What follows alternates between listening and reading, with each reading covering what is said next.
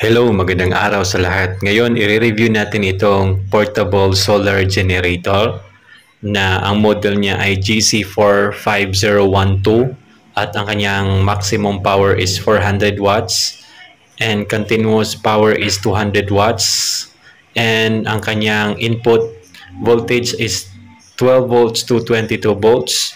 Ang kanyang output AC ay nasa 220 volts to 240 volts AC. Tapos, yung switching model niya is PWM. And ang AC output waveform niya ay modifying sine wave.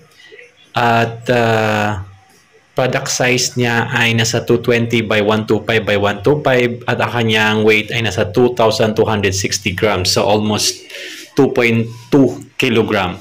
Bale, ito po yung input ng solar panel na 100 watts na may rating na 19 to 22 volts DC.